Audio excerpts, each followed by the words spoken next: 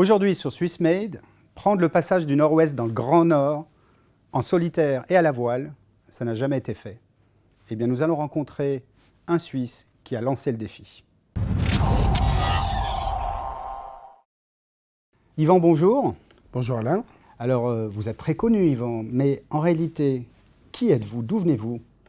Moi, je viens tout simplement de La Chaux-de-Fonds. Mes parents étaient boulangers. Et un jour, ils ont pété les plombs. Ils ont dit, on va partir faire le tour du monde. C'est les années 70, c'était un rêve un peu fou. Et pourtant, ils savaient à peine naviguer. Et ils ont pris la mer et ils nous ont emmenés faire le tour du monde comme ça pendant 4 ans. Donc évidemment, ça a été un peu le point de départ de toute l'aventure des frères Bourgnon, quoi.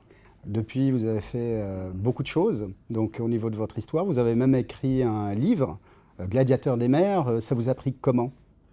Tout simplement suite à la dernière aventure que je viens de terminer il y a quelques mois, qui était un défi un peu complètement fou, c'est-à-dire faire le tour du monde sur une coque de noix, dépourvue de toute assistance électronique, GPS, météo, etc. Et surtout, une embarcation où il n'y a pas de cabine de protection pour se protéger. Donc c'est vraiment la belle étoile pendant une navigation de presque 20 mois autour de la Terre. Et voilà, je suis rentré avec plein d'anecdotes, plein d'imprévus. Il m'est arrivé à peu près tout. Je me suis échoué, j'ai chaviré plusieurs fois, je suis tombé à l'eau, j'ai eu des insolations, j'ai eu les pirates, j'ai eu pas mal d'événements. Donc ça valait évidemment un livre qui vient de sortir chez Artaud, là, voilà, qui raconte tout ça. Donc vous êtes un sportif très connu, vous avez des défis actuellement. Je dirais que même vous êtes Yvan, l'homme des défis. Quels sont vos projets là, pour les mois à venir, voire l'année qui suit? 2016 va permettre de monter tous les projets pour l'année prochaine, avec notamment l'idée c'est de récupérer toujours le même bateau, là, ce petit bateau qu'on voit derrière, et l'emmener dans le Grand Nord. Donc le passage du Nord-Ouest, ça s'appelle, donc c'est de relier l'océan Pacifique et l'océan Atlantique par le Grand Nord canadien. Ça n'a jamais été fait?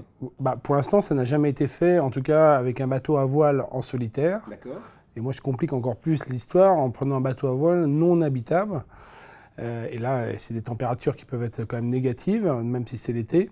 Donc une navigation dans les glaçons, voilà, au contact des ours, dans le brouillard, pendant près de 2 mois.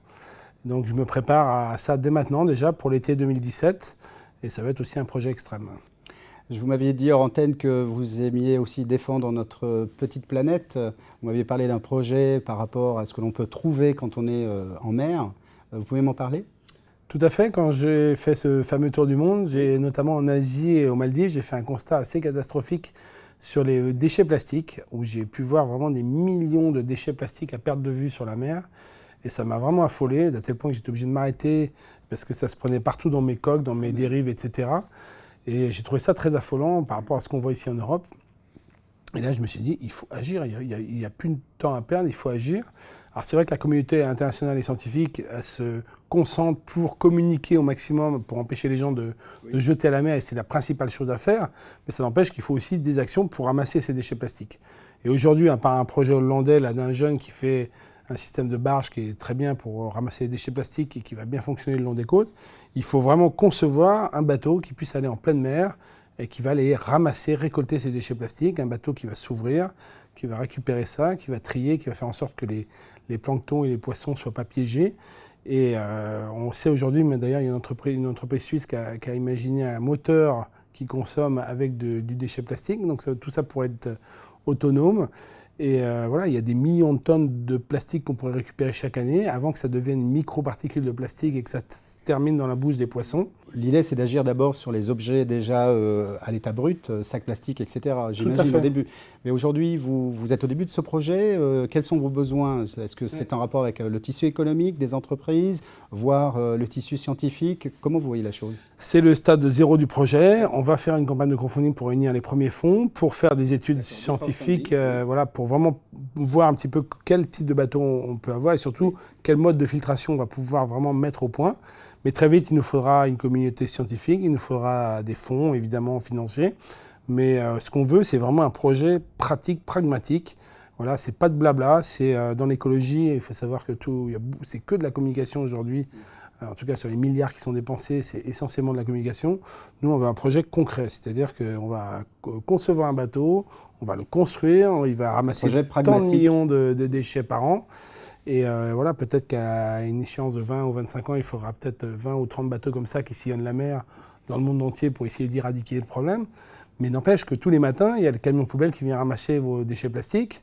Et il n'y a pas de raison qu'on ne fasse pas la même chose sur la mer. Vous m'aviez parlé aussi d'un tour du monde à l'envers.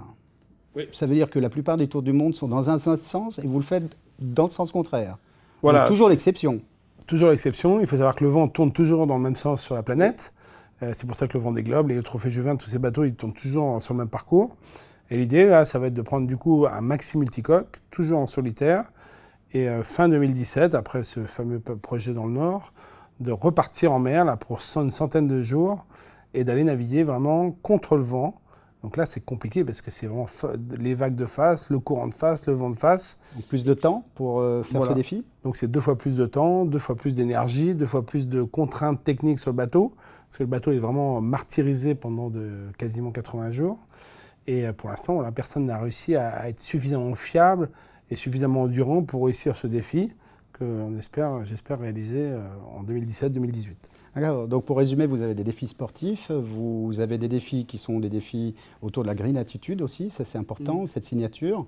Et bien écoutez Yvan, je vous souhaite bon vent et je vous remercie d'avoir été là. Merci Yvan. C'est gentil, merci. Eh bien vous étiez avec Yvan Bourgnon dans le cadre de Swiss Made, en collaboration avec Ducascopy TV.